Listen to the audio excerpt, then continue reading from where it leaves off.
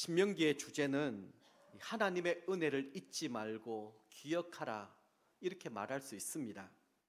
하나님은 이스라엘에게 특별히 다음 세대 자녀들에게 신앙을 전할 것을 명령하셨습니다. 홍해를 가르고 요단강을 건너게 하시며 여리고를 무너뜨린 사건, 광야를 지나는 동안에 하늘의 만나로 200만 명이나 되는 사람을 먹여주신 그 놀라운 일들, 불기둥과 구름 기둥으로 매일매일 인도해 주신 그 하나님이 지금도 여전히 이스라엘 안에 역사하고 계시고 함께 하시며 그들의 걸음을 인도하심을 가르치고 또 전수하라고 그렇게 말씀해 주셨습니다. 그래서 신명기 말씀을 이 전체 우리가 지금 매일 새벽마다 또 묵상을 하고 있습니다마는 신명기 말씀을 정리해 보면 이렇게 정리할 수가 있습니다. 아마 여러분 묵상하는 데 도움이 되실 것 같은데요. 지나간 날 베풀어 주신 하나님의 은혜를 기억하라. 하나님의 백성으로서의 정체성을 잊지 말아라. 가나안의 그 풍부한 문화 속에 빠지지 말고 오직 하나님만을 경외하라. 우상을 섬기지 말아라. 그러면 다른 것은 내가 책임을 지겠다. 오늘날 우리가 누리는 축복보다 더 중요한 것은 현실의 풍족함에 빠져서 교만하지 않는 것입니다. 그리고 내게 베풀어 주셨던 이 모든 것들에 대한 하나님의 은혜를 기억하고 또 기억하는 것입니다. 그 은혜를 기억하는 사람이 진정 감사하는 삶을 살아갈 수 있기 때문입니다. 그렇게 은혜 가운데 우리가 살아갈 때 다음 세대에게 자연스럽게 믿음을, 신앙을 전수할 수가 있는 것입니다. 이스라엘 민족은 이런 하나님의 가르침에 따라 하나님을 잊어버리지 아니하기 위하여 몸부림을 쳤습니다. 온 가족들이 함께 모여 유월절을 지켰습니다. 하나님이 어떻게 애굽 땅 종되었던 곳에서부터 광야를 지나 이 가나안 땅으로 인도해 주셨는가, 이것을 기억하며 이 광야에 천막을 쳐놓고 누룩 없는 떡을 먹으면서 그날을 기리고 또 기억해냈던 것입니다.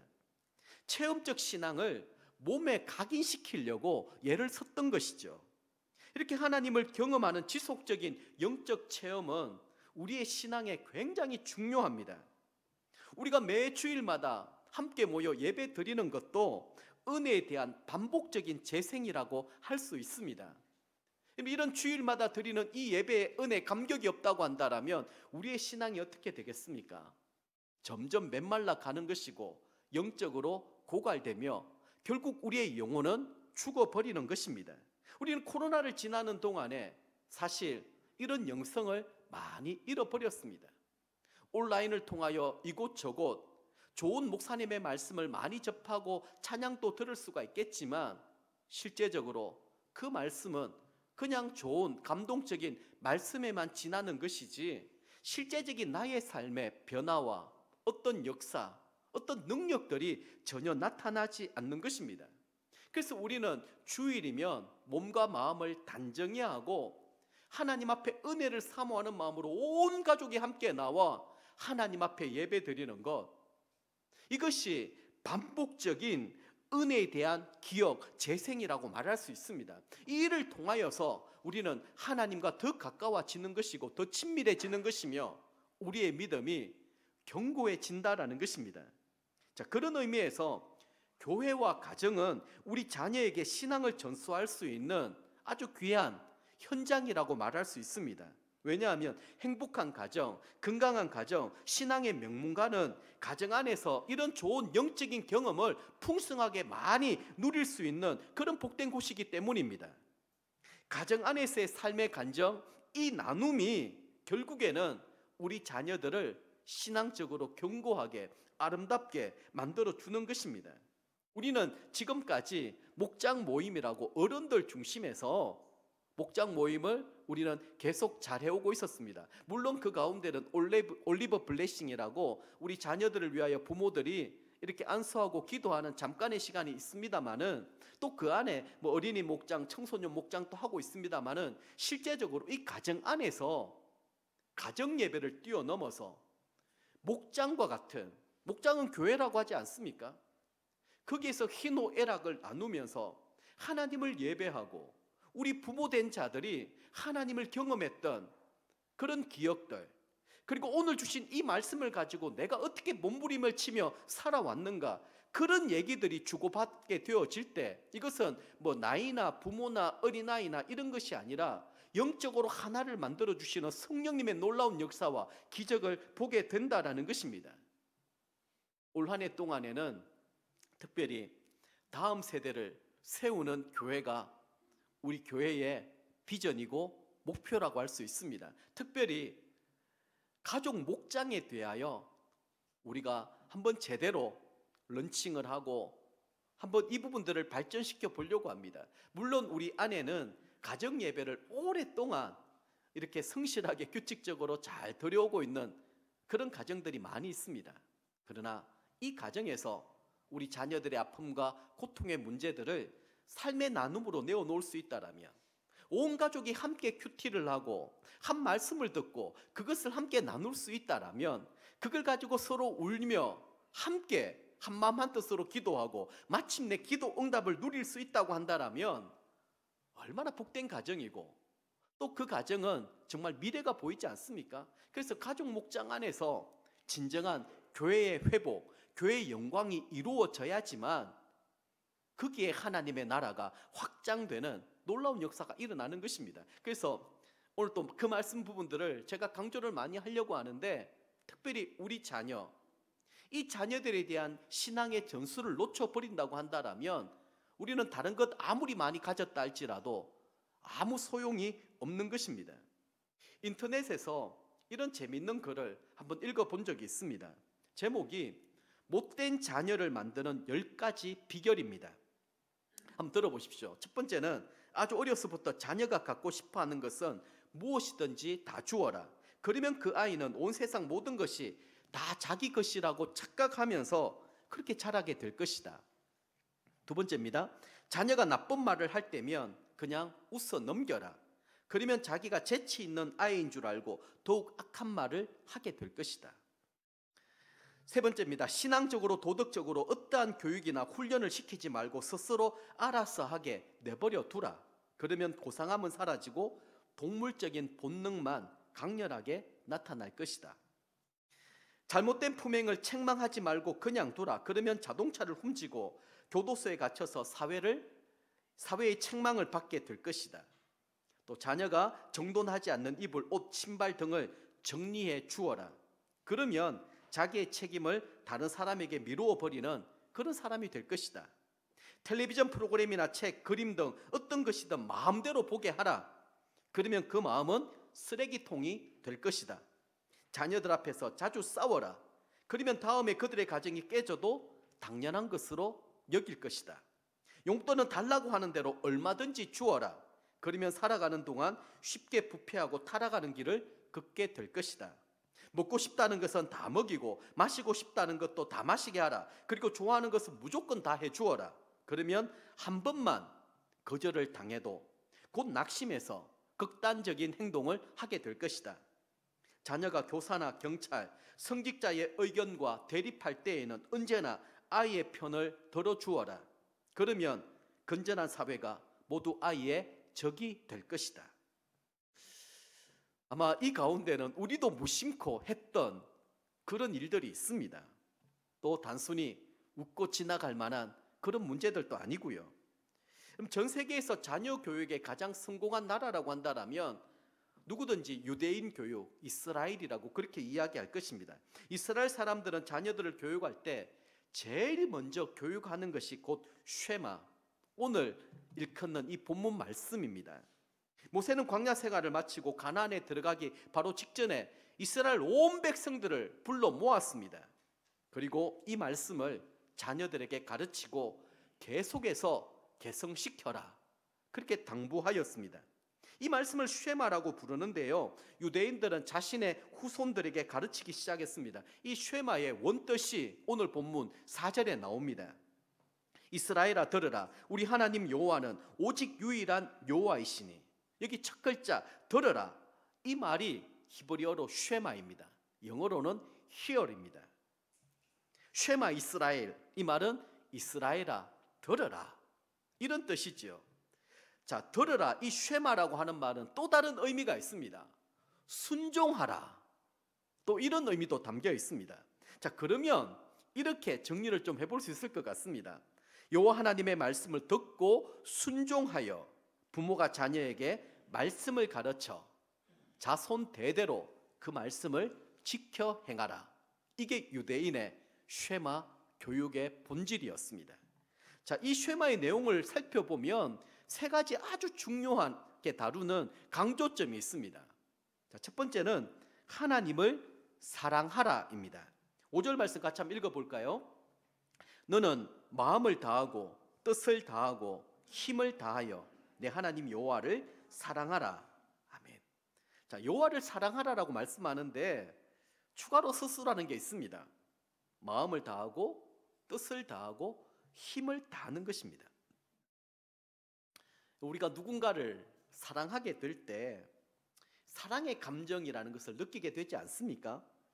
가령 어떤 남자가 이 사랑이라는 감정에 빠지게 되면 한순간이라도 그 연인을 생각하지 않을 때가 없고, 그리고 그 목소리도 듣고 싶고 또 보고 싶은 것입니다.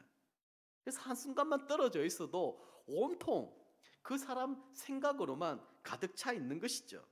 우리 모두는 이런 사랑과 열정을 가지고 결혼해서 지금까지 잘 살고 있는 것 아니겠습니까? 사실 사람이 이 사랑의 감정에 빠지게 되면 좀 이상해집니다. 생각도 정상적인 생각을 할 수가 없고요. 감정도 뭔가 이렇게 붕 떠 있는 듯한 또 그런 이 생각에 젖어 있을 때가 있고, 몸도 자기 마음대로 컨트롤이 되지 않습니다. 사랑하는 여인이 어려움을 겪으면 거리가 문제이겠습니까? 우리 윤경태 목사님 계십니다마는 아마 우리 김혜진 목련이 멀리 떠나보내고 여기 있는 마음이 얼마나 애틋하시겠습니까? 혹시라도 그죠, 거기에서 주아나 아이들이 또 힘들고 어려운 일들이 있으면 당장이라도 달려갈 겁니다. 왜냐하면 사랑하는 마음이 있기 때문에. 이것은 어떤 정상적으로 판단하고 어떻게 할 수 있는 문제가 아닙니다. 자, 하나님이 우리에게 요구하시는 사랑도 하나님께 모든 것들을 다 바치고 온전하게 올인할 수 있는 그런 사랑을 하나님이 요구하시는 것입니다. 그래서 예수님께서 그렇게 말씀하셨죠. 하나님과 재물을 더불어 사랑하거나 섬길 수 없다. 그렇게까지 말씀해 주셨습니다. 그런데 여러분, 우리가 하나님을 사랑하게 되면 나타나는 특징이 있는데 성령님으로 충만해지는 것입니다. 성경은 우리 이렇게 가르치고 있어요. 술 취하지 말라. 이는 방탕한 것이니 이렇게 얘기하는데, 그럼 우리는 술 취하자면 어떻게 해야 될까요? 성령의 취함을 받아야 됩니다. 그럼 술에 취하면 생각도 행동도 내 마음대로 어떻게 할 수가 없습니다. 비틀비틀거리고 나는 이렇게 가는데 엉뚱한 방향으로 그렇게 하지 않습니까? 우리가 성령님으로 충만해져 버리면 내 생각 그리고 내 주장은 온데간데 없고 하나님의 은혜의 감동을 입어가지고 그때부터는 정말 하나님 나라에서 사는 듯한 그런 기분입니다. 그게 성령 충만이지 않겠습니까? 근데 문제가 있습니다. 오늘 본문에서 마음과 뜻과 그리고 힘을 다하여 하나님을 사랑하라고 했는데 한번 엄격하게 따져볼까요? 이 말씀을 생각 어떻습니까? 여러분, 정말 하나님을 그렇게 사랑하고 계십니까? 하나님 보실 때 만족할 만한 그런 사랑을 표현하고 계십니까? 아마 이 부분들을 보면 숨이 탁 막힐 수도 있습니다. 어떡하지? 나 하나님을 제대로 사랑하지 못하는 것 같은데 하나님보다 다른 사랑해야 될 것들 많이 있지 않습니까? 세상의 즐거움, 쾌락, 물질, 심지어는 우리 자녀들까지 다 하나님을 사랑하는 데 있어서 걸림돌이 되고 또 이 방해물이 될 수도 있습니다. 다시 말해서 정상적인 상태로서는 우리는 절대로 하나님을 사랑할 수 없다라는 말씀을 드리는 것입니다. 어떻게 우리가 하나님을 이렇게 사랑할 수 있을까요? 성령님으로 충만함을 입는 것입니다. 오늘 우리가 찬양을 드렸던 것, 난 예수로 충만하네. 여러분, 이 찬양으로 가득해 있는 것, 예수 그리스도로 충만해 있으면 그때부터는 초자연적인 역사와 기적이 일어나는 것입니다. 왜냐하면 나는 온데간데 없고 그때부터는 주님이 살아 역사하시기 때문입니다. 자, 그러면 어떻게 하면 우리는 성령님의 감동, 충만함을 덧입을 수 있을까요? 하나님의 은혜, 하나님의 도우시는 능력이 필요합니다. 자, 그렇게 하기 위해서 우리에게 필요한 것, 하나님을 어디에서 만날 수 있습니까? 하나님 우리 눈에 보입니까? 보이지 않아요. 하나님은 우리에게 말씀을 주셨습니다. 요한복음 말씀을 보면 예수 그리스도께서 독생하신 하나님의 아들이신데 말씀으로 오셨다라는 것을 강조합니다. 이 말씀 가운데 우리는 하나님을 만날 수 있고 경험할 수 있고 성령님의 충만함을 덧입을 수 있다라는 말입니다. 다시 말해서 우리 교회는 전 교인이 어린아이부터 온 세대까지 큐티하는 것, 말씀 묵상하는 것을 저는 굉장히 강조하고 있습니다. 그래서 주일 본문도 될 수 있는 대로 큐티 본문 그 중심에 따라서 지금 하고 있지 않습니까? 온 세대가 함께 말씀을 읽고 묵상하는 거예요. 그 가운데에서 하나님의 은혜와 하나님의 사랑을 발견하게 되는 것입니다. 그래서 성령님이 우리 가운데 말씀을 통하여 역사하시는 거예요. 우리가 주일마다 하나님 앞에 나와 예배 드리는 것도 그런 이유입니다. 찬양하는 것도 그런 이유입니다. 하나님을 좀 더 사랑하기 위해서입니다.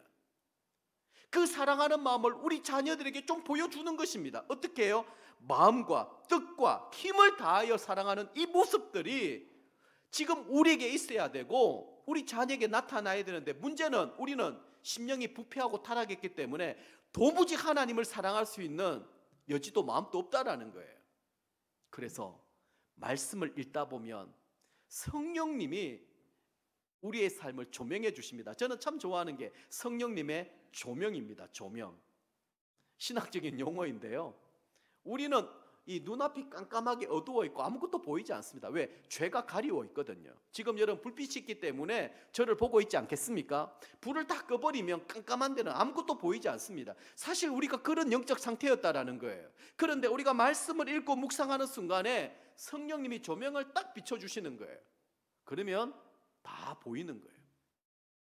하나님도 볼 수 있고 악한 어둠의 권세도 보이고, 이게 하나님이 기뻐하고 원하시는 뜻인지, 이게 사단이 원하고 좋아하는 것인지 막 이런 분별력이 생기기 시작합니다. 그때부터는 나는 온데간데없고 내 속에서 성령님이 요동치는 거예요. 성령님이 막 갑자기 오른쪽으로 가라 하기도 하고요, 또 이런 헌신들을 하게 만드시고요. 그때부터는 성령님이 내 삶의 주인이 되어주시는 거예요. 그러면 하지 말라고 해도 하나님을 예배하는 게 너무 기쁘고 하나님 앞에 나와 기도하는 게 너무너무 기쁘고 즐거운 거예요. 하나님이 너무 사랑하고 하나님 너무 좋은 거예요. 이런 경험을 하셔야 됩니다. 그러면 마음을 다하고 뜻을 다하고 힘을 다하는 게 내 노력, 내 의지에 있는 것이 아니라 성령님이 나를 주관해 가시는 거예요. 하나님을 사랑하도록 만들어 주시는 것입니다. 자, 성경은 우리에게 이렇게 말씀을 하고 있습니다. 우리의 완악함, 우리의 무능함, 이것을 말씀을 통하여 깨닫게 될 때 우리는 하나님의 은혜, 하나님의 능력을 구하게 되어 있는 것입니다. 우리가 말씀 가운데 가까이 가면 갈수록 깨닫는 것이 무엇인가 하면 나 자신의 연약함, 완악함, 그리고 허물입니다. 바울 사도님을 보십시오. 그의 고백을 보면 계속해서 바뀝니다. 나는 사도 중에 지극히 작은 자 되었다, 이렇게 얘기하다가 나중에는 나는 죄인 중에 괴수라고 얘기합니다. 아니, 바울 사도님이 그렇게 표현을 했습니다. 오라, 나는 공고한 자로다. 이 사망의 몸에서 누가 나를 건져내랴. 그렇게 탄식하였습니다. 은혜를 많이 체험하면 할수록, 하나님을 알아가면 알아갈수록 내가 누구인가가 보이기 시작하고, 그때부터 어떻게 해야 될까요? 하나님의 은혜가 크게 느껴지는 것입니다. 하나님의 사랑, 그래서 하나님의 능력, 하나님의 돌보심이 없으면 나는 아무것도 할 수 없다라는 사실을 고백하게 되는 것이죠. 그때서 비로소 우리는 하나님을 사랑할 수 있는 힘이 생기는 것입니다. 그게 진정한 사랑입니다.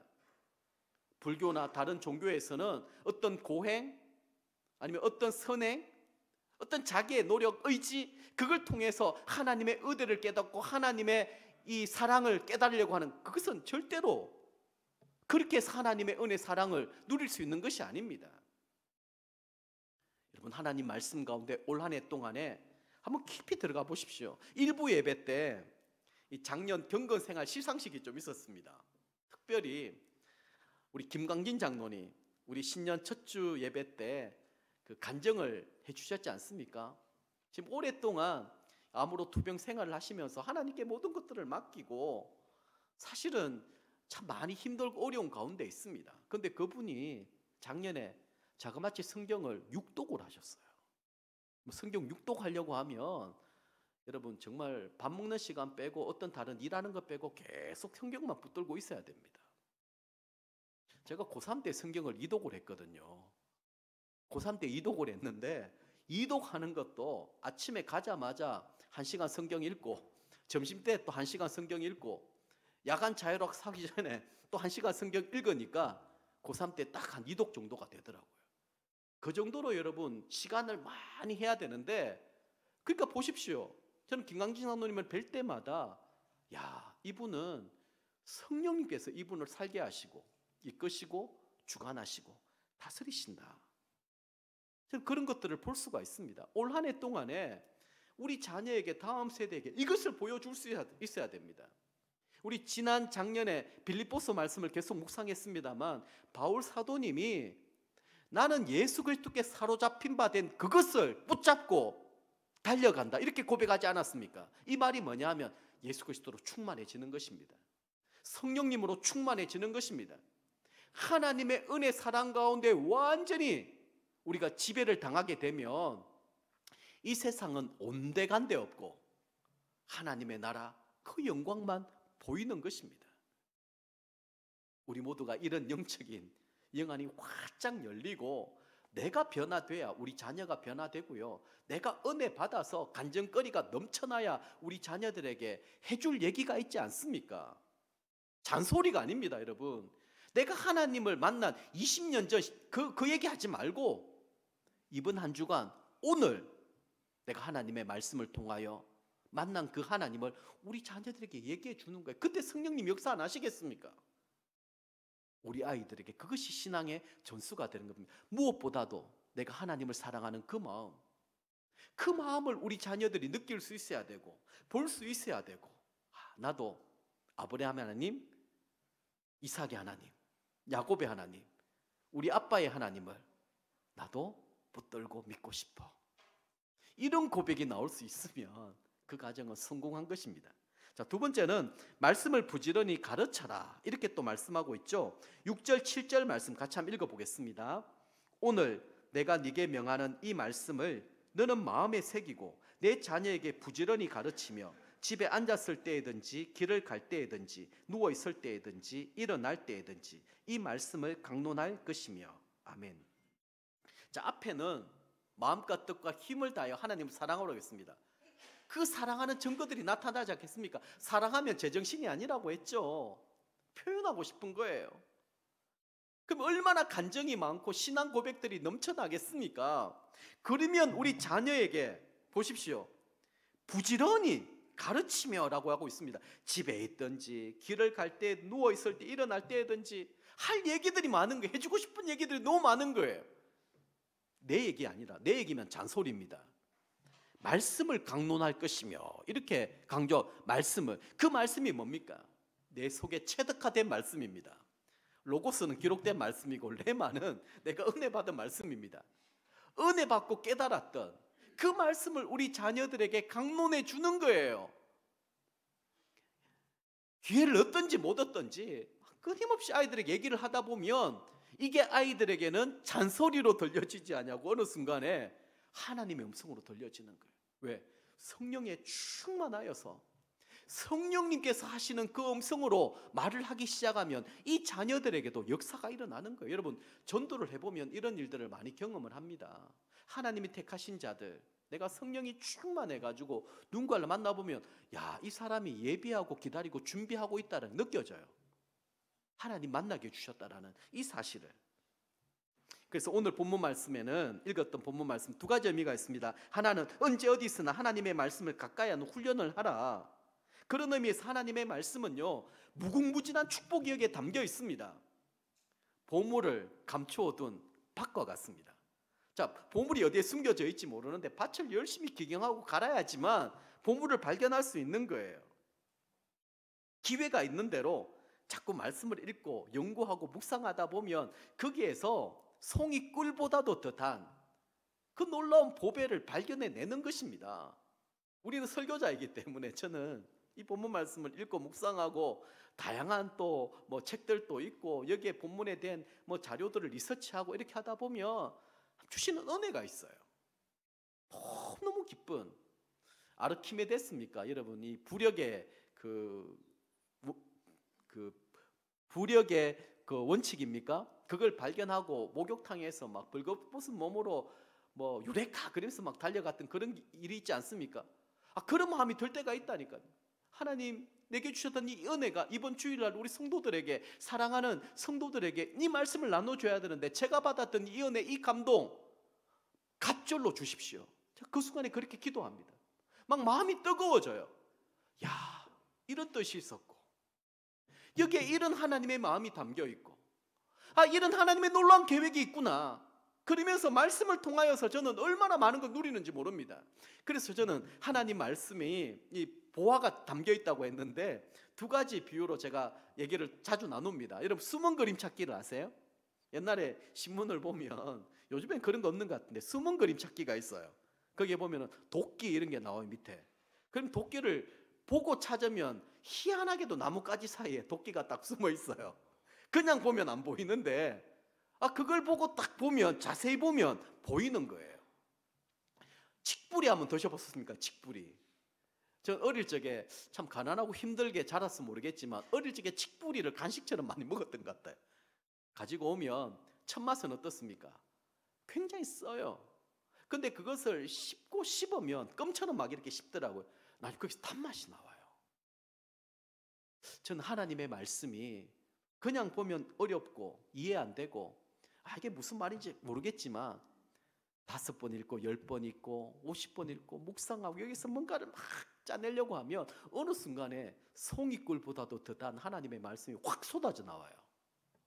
뿐만이 아니라 하나님의 말씀이 내 발의 길이요, 내 발의 등이요, 내 길에 빛이 된다라는 사실을 깨닫게 되는 거예요. 그래서 여러분, 다른 거는 몰라도 내가 매일 하나님의 말씀을 묵상하지 않으면 불안해지는 거예요. 하나님의 말씀이 내 인생의 나침반인데 오늘도 말씀을 내가 읽고 듣고 묵상하고 은혜를 받아야지 하루를 살아갈 힘을 공급받는데 이게 없으면 안 되는 거예요. 그래서 여러분, 다른 데서 보물을 발견하려고 하지 마십시오. 하나님 말씀 가운데 보물을 발견하는 이런 훈련들이 많이 필요합니다. 시편 119편 11절 말씀을 보면 시편 기자가 이렇게 고백을 해요. 내가 주께 범죄하지 아니하려 하여 주의 말씀을 내 마음에 두었나이다. 다시 말해서 하나님의 말씀을 내 마음에 두지 아니하면 우리는 언제든지 범죄할 수 있다라는 거예요. 그 범죄가 뭡니까? 무법자. 하나님을 인정하지 아니하고 내 마음대로 살아가는, 내 뜻대로 살아가는, 그게 무법자고 범죄입니다. 꼭 뭐 사회적인 그런 무리를 일으키는 것을 얘기하는 것이 아니고, 나는 하나님을 사랑하는 열정으로 한다고 하는데 영 엉뚱한 방향으로 가는 이런 일들이 많이 있다라는 거예요. 또 잠언 7장 1절 3절 말씀을 보면 이렇게 이야기합니다. 같이 한번 읽어보겠습니다. 내 아들아, 내 말을 지키며 내 계명을 간직하라. 내 계명을 지켜 살며 내 법을 내 눈동자처럼 지키라. 이것을 내 손가락에 매며 이것을 내 마음판에 새기라. 자, 보십시오. 내 계명을 간직하라. 내 눈동자처럼 지켜라. 내 마음판에 새겨라. 하나님 말씀을 내 마음판에 새기는 방법은 날마다 말씀을 읽고 듣고 암송하고 묵상하며 실천에 옮기려고 애를 쓰는 것입니다. 그리고 다른 사람에게 가르칠 때 더 효과가 있는 거예요. 가르치려고 하면 내가 완전하게 숙지가 돼야 되겠죠. 완전하게 말씀이 이 나의 삶과 일체가 되면 그 말씀에 힘이 있고 능력이 있는 것입니다. 우리 자녀들에게도 마찬가지입니다. 함께 말씀을 묵상하고 나눌 때 아빠는, 엄마는 오늘 이 말씀을 가지고 이렇게 살았더니 하나님 이런 축복을 주셔서, 이런 위로를 주셔서, 이런 은혜를 주셔서, 이런 길을 열어주셔서, 이런 고백입니다. 이런 간증입니다. 그러면 우리 자녀들도 자연스럽게 그 마음에 말씀이 새겨지게 된다라는 거예요. 성경은 우리 자녀들에게 복을 주시기 위하여 이렇게 권면하고 있습니다. 오늘 본문 7절 말씀 다시 한번 보십시오. 내 자녀에게 부지런히 가르치며 집에 앉아 있을 때든지 길을 갈 때, 누워 있을 때, 일어날 때든지 이 말씀을 강론할 것이며 부지런히 가르치라고 했습니다. 이 말씀은 내가 은혜 받은 말씀, 내가 깨달은 말씀, 이것을 강론하라. 진리를 알고 깨달은 사람은 가만히 있으면 안 됩니다. 다른 사람들에게 가르쳐줄 의무가 있는 것이죠. 어떤 상황, 어떤 형편에서도 내가 배우고 깨달은 상황, 이런 말씀을 읽고 묵상하다 보면 와, 내가 왜 이 말씀을 몰랐지? 아, 말씀에 이런 의미가 담겨 있네. 깜짝깜짝 놀랄 때가 있습니다. 그럴 때가 있다니까요. 요즘 제가 이제 이 신약 성경을 연초부터 다시 이제 통독을 하거든요. 이제 요한복음을 마치고 이제 사도행전 이제 읽는데, 읽다 보면 뭐 제가 성경을 나름대로는 많이 읽지 않았겠습니까? 그런데 그날 그때 이런 말씀이 있었네. 내가 이걸 왜 몰랐지? 제 스스로 깜짝깜짝 놀랄 때가 있습니다. 요즘에는 제가 새가족 신방하고 또 실버 어르신들 신방을 하거든요. 또 누군가를 만나면 하나님 오늘 누구를 만납니다. 어떤 말씀으로 하나님 마음을 전달하면 좋을까요? 하나님 말씀해 주세요. 제가 전달하겠습니다. 그런 기도를 꼭 드립니다. 그럼 하나님께서 제게 성령께서 역사해 주세요. 감동해 주세요. 그러면은 그 말씀을 계속 묵상하는 겁니다. 그러면 하나님께서 그 말씀을 가지고 또 이런 때도 있습니다. 이 말씀을 가지고 내가 갔는데 신방을 하고 얘기를 듣다 보면 하나님이 야, 그게 아니야. 이 말씀 나눠. 또 그럴 때도 있습니다. 그 말씀을 나누면 이분이 깜짝깜짝 놀라실 때가 있는 거예요. 여러분, 이것이 바로 하나님께서 우리에게 주시는 영적 지혜인 줄 믿습니다. 여러분들도 말씀을 읽고 묵상하고 말씀 가지고 실험하다 보면 내 인생에 풀려지지 않는 여러 가지 많은 문제들, 답답한 일들 성령께서 조명해 주시고 깨닫게 해주신다라니까요. 그걸 많이 경험하고 이것을 한번 만끽해 보는 것, 이것이 우리 자녀들에게 살아있는 신앙이 되는 것입니다. 자, 마지막 세 번째는 말씀을 실천하라입니다. 8절 9절 말씀을 보면 자녀들에게 하나님의 말씀을 가르치는 일뿐만이 아니라 말씀대로 실천하며 살아가는 것, 다시 말해서 본이 되는 삶을 강조하고 있습니다. 8절 9절 말씀 한번 읽어보도록 하겠습니다. 너는 또 그것을 내 손목에 메어 기호를 삼으며 내 미간에 붙여 표로 삼고 또 내 집 문설주와 바깥문에 기록할지니라. 아멘. 자, 이거 보십시오. 손목과 두 눈썹 사이, 그리고 집 문기둥과 바깥문이 바로 여호와의 말씀이 놓일 자리라는 거예요. 이스라엘 백성의 손길이 닿고 눈길이 머무는 모든 곳에 하나님의 말씀이 딱 있도록 했다라는 거예요. 그렇다고 해서 말씀을 부적처럼 여기저기 붙여라, 그런 얘기를 하는 것은 아닙니다. 크고 작은 모든 일들에 먼저 하나님의 뜻을 구하는 기도를 올려드리고 잠잠히 하나님의 음성에 귀를 기울이는 삶을 살아라는 거예요. 내 마음대로 살지 말고.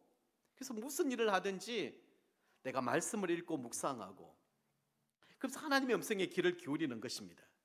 교육에서 가장 큰 맹점이 뭔가 하면 말만 앞서고 실천이 안 되는 것입니다. 아이들이 부모에게 거역하는 것도 언제나 부모들이 말만 앞서고 본을 보이지 않기 때문에 영향력도 없고 가마력도 없는 거예요. 잔소리처럼 자꾸 들릴 수밖에 없는 것입니다. 부모의 신앙생활을 우리 자녀들은 다 듣고 있습니다. 다 보고 있고요. 예배생활, 헌금생활, 봉사생활, 그리고 하나님을 어떻게 사랑하고 이웃을 사랑하고 있는지 아이들은 다 보고 있습니다. 부모들이 살아가는 그 모습을 보면서 그대로 따라가게 될 것입니다. 그래서 우리 아이들이 무서운 거예요. 부모가 이기적으로 살면 아이들도 본 것이 그것 때문이기 때문에, 그것뿐이기 때문에 이기적으로 살아가게 될 것입니다. 부모가 자녀에게 주정을 피우고 파괴하고 때리고 행패를 부리면 아이들이 자라가면서 그런 부모를 정오하고 미워하지만 자기도 모르는 사이에 그런 모습을 보이고 있는 거예요. 정말 무서운 일이지 않습니까? 자신들이 본 그대로 행하는 것이 우리 자녀들의 삶이라는 것입니다. 며칠 전에 제가 인터넷에서 제가 미친 엄마였습니다 라는 제목의 글을 우연히 한번 읽게 되었습니다.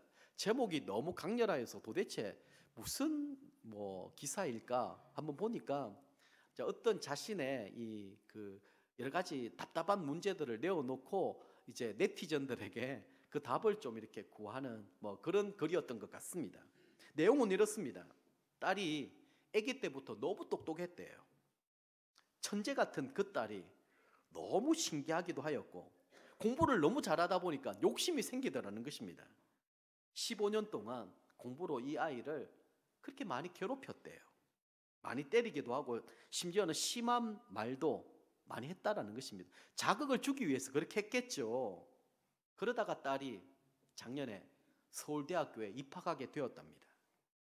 딸을 붙잡고 엉엉 울면서 고맙다고, 그동안 고생했다고 그렇게 울었는데 딸은 전혀 무반응이었다라는 거예요. 근데 이 딸이 입학하자마자 학교도 안 다녀보고 바로 휴학을 하겠다라는 것입니다. 처음에는 공부를 너무 많이 했기 때문에 한 해 쉬어도 괜찮겠다, 그래 좀 쉬었다 해도 되지, 그렇게 위로하고 격려했답니다. 1년 동안 이 아이가 과외를 전업처럼 막 미친 듯이 과외만 하고 다니는 거예요. 1년 좀 지났을 때 자기가 아니라 남편에게 카톡으로 서울대 자퇴를 하겠다라는 거예요. 자신이 과외로 번 몇 천만 원, 이 돈으로 원룸 보증금을 이미 구했고 앞으로 다시는 엄마랑 연락을 안 하겠다라는 것입니다. 그래서 딸의 심정을 이렇게 표현하고 있는 거예요. 서울대 포기하는 자기 인생이 너무 아깝지만 엄마가 가장 원했던 거라서 그걸 빼앗고 싶답니다. 자기 인생보다 엄마한테 복수하는 게 중요하답니다. 서울대 붙고 나서부터는 갑자기 자기를 사랑해준 엄마가 너무 역겹답니다. 너무나도 끔찍하고 안타까운 상황 아닙니까? 아마 이 일은 형태만 다를 뿐이지 우리 이웃에게, 우리 가정에도 얼마든지 일어날 수 있는 일입니다. 부모가 무엇을 중요하게 여기고 무엇을 가치 있게 여기느냐라는 것입니다. 부모는 이 딸에게 사랑해서 했던 행동이고 잘 되라고 해서 했던 행동이었지만 이 딸은 전혀 그런 엄마의 사랑을 깨달을 수도 없고 또 느낄 수도 없었던 것이죠. 말씀을 정리합니다. 미국의 유명한 사업가 록펠러에 대한 얘기들을 아마 여러분 많이 들어보셨으리라 생각을 합니다. 한 기자가 이렇게 물었습니다. 회장님의 성공 비결은 무엇입니까? 그랬더니 록펠러가 한 채의 망설임도 없이 이렇게 답했다라는 거예요. 네, 저의 어머니 일리자의 신앙 유산입니다. 세계적 재벌이었던 록펠러의 어머니는 아들에게 10가지 유언을 남겼다라는 거예요. 아마 올 한 해 동안 우리 부모들에게 참 많은 반성적인 과제를 주는 것 같은데 좀 정리해서 냉장고에도 좀 붙여놓고 식탁에 붙여놓고 한번 잘 새겨보면 참 좋겠습니다. 첫 번째는 하나님을 친아버지 이상으로 섬겨라. 아버지가 생계를 위해 필요한 모든 것을 공급하지만 실제적인 중요한 공급자는 바로 하나님이시다. 이것을 가르쳐 주는 거예요. 두 번째는요, 목사님을 하나님 다음으로 섬겨라. 이렇게 얘기하는 이유는 목사님과 좋은 관계가 형성되어 있지 아니하면 말씀의 은혜를 못 받거든요. 말씀의 은혜를 못 받으면 결국 자기 손해입니다. 얼마나 힘들고 고통스럽겠습니까? 그래서 목사님과 좋은 관계 속에서 은혜를 받는 이 길이 가장 축복된 길이다. 이것을 가르쳐 주었던 것이죠. 세 번째는 주일 예배는 본 교회에서 드려라. 하나님의 자녀로서 교회에 충성해야 하며 가능한 한 주일 예배만큼은 본 교회에 참석하여 예배 드리는 것이 중요하다. 코로나를 지나면서 여러분 이 현장 예배, 이 주일날 나와서 예배 드리는 게 얼마나 중요한가, 그것을 가르쳐 주었던 것이죠. 네 번째는 오른쪽 주머니는 항상 11조 주머니로 하라. 이 말은 11조는 하나님의 것이기 때문에 먼저 구별한 후에 나머지를 가지고 필요하면 사용해야 된다라는 사실을 표현한 말입니다. 제가 한 달에 한 번 우리 담다 헤어 스튜디오, 우리 여기 정용권, 박경희 또 원장님 계시는데 제가 직원 예배를 인도하고 있습니다. 거기에는 VIP들이 좀 있거든요. 그래서 9시에 함께 예배 드리고 또 제가 또 기도해 드리고 이렇게 하는데 그 말씀 가운데 이런 얘기들을 하다가 11조 얘기가 좀 나왔던 것 같아요. 뭐 때문에 나왔는지 잘 모르겠습니다. 그런데 거기에 이제 일하고 있는 우리 장정순 집사님 딸 예한이가 있어요. 예한이가 거기 이제 스텝으로 일하고 하는데 이 아이의 고백이 너무 놀랬던 거예요. 제가 이제 거기 언니들도 있고 많이 있는데 이 아이는 뭐 아르바이트생으로 일하면 뭐 얼마나 벌겠습니까? 많은 자기는 이제 하면 철저하게 11조원금을 하나님께 올려드렸다는 거예요. 그래서 언니 이거 내 거 아니야. 처음부터 이거는 내 거 아니라고 생각을 하고 구별하고 하나님 앞에 드려. 여러분 지금 중학생인가요? 고등학생인가요? 네. 이 딸이 그렇게 고백하는 것을 보고 물론 부모를 통해서 배우고 훈련 받았겠죠. 그러니까 그 옆에 있는 사실 신앙도 잘 없고 뭐 교회를 왔다 갔다 하는 그런 언니들이 그래? 아 나도 그럼 그렇게 해야 되겠네.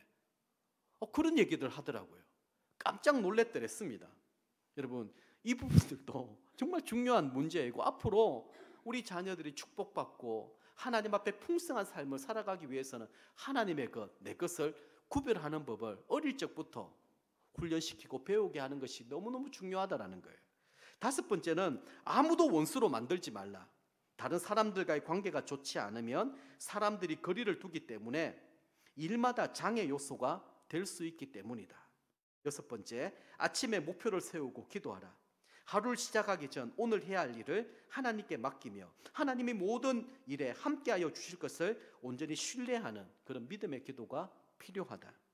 일곱 번째입니다. 잠자리에 들기 전 하루를 반성하고 기도하라. 알게 모르게 계속적으로 짓는 죄를 가능한 한 빨리 회개하여 죄로 인한 어려움과 고통을 피할 수 있어야 된다. 여덟 번째, 아침에는 꼭 하나님의 말씀을 읽어라.